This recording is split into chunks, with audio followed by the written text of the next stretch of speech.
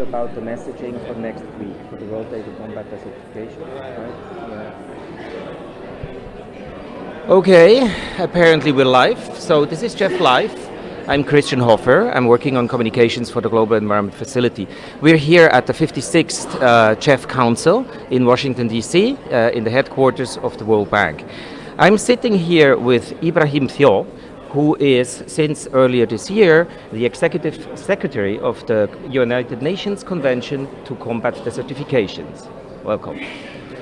So what I would like to ask you first is, so you're celebrating 25 years, right, of the convention. So next week, you're on Monday, the 17th of June, you're celebrating the World Day to Combat Desertification. So what are your key messaging for that?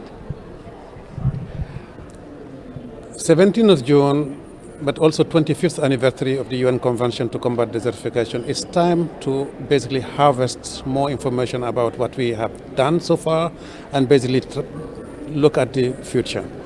The World Day to Combat Desertification's theme is let's grow the future together. What does it mean? Land degradation is a drama today. 75% of the land has been somehow degraded in a way or another. But we have solutions. And let's grow the future together means that restoring land is actually a wonderful opportunity to the world, because there are 2 billion hectares of land that have been degraded, but that can be restored back to productivity. It's food, it's about livestock, it's about health. Land restoration is about job creation. Land restoration is about livelihoods to communities. So as much as it is about restoring ecosystems, bringing better quality of water, reducing dust and sandstorms. So land restoration is a powerful tool to not only resolve the main issues of this world in terms of bringing livelihoods to new communities, but it's also about combating climate change. It's also restoring biodiversity. It's about bringing life back to those lands that may have been affected by land degradation.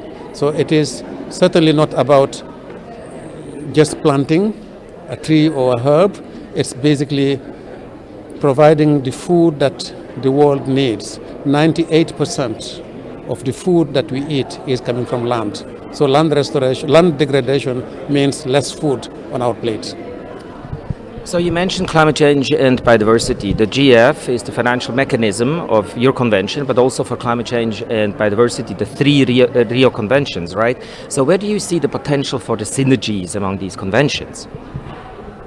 It's not about a potential. The synergies are there. I mean, there's a reason why these 3 conventions were negotiated at the same time. It's 3 pieces of the same puzzle, essentially. Because if you take climate change, land is the second carbon sink after the oceans. So by restoring land, you store carbon. By restoring land, you create more biodiversity around you. So, of course, when it comes to climate and biodiversity, you have the oceans as well. But most of the actions that we can undertake as humanity are on land. This is where we live. This is where our action is more severe in terms of degradation. So the 3 pieces of that puzzle have to come together. There is no way we can conserve biodiversity if we continue to degrade land. And there's no way that we can we can protect ourselves against climate change unless we conserve and protect ourselves and conserve our ecosystems. So we are all in the same planet. We all live together. And if you are a peasant from, let's say, Mali, your day is not divided between biodiversity, climate, and desertification. You have everything together.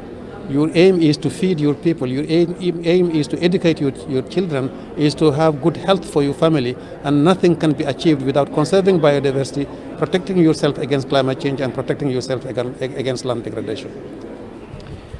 Every convention has the Conference of Parties, right? The COP. So it's upcoming for September in Delhi, your COP, UNCCD COP.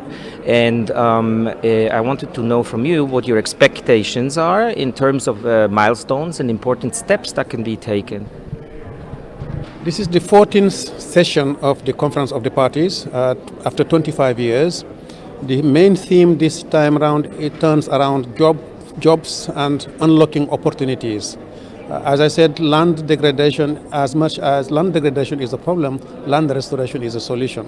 As you know, many of our parties, we have 197 parties to this convention, and all of them care about jobs, green jobs, opportunities.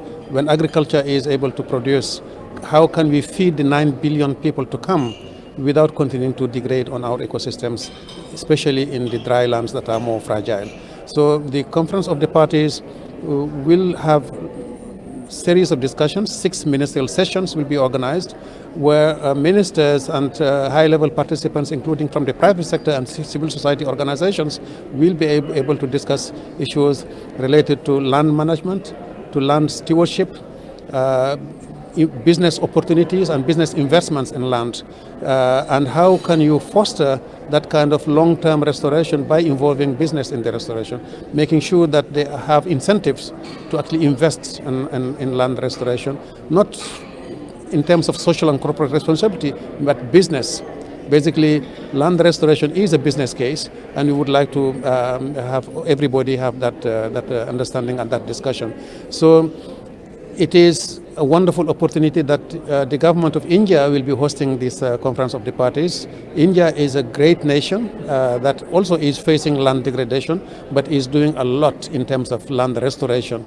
And we would like them to share their experience, not only from the official ministries, but also from some of the states that are doing great job in providing new techniques and technologies for agriculture and sustainable agriculture. That is what land degradation is about and what land restoration is about. Well, thank you very much. I would say so. Ibrahim, thank you. And I hope to see you at the COP in September in Delhi. Thank you.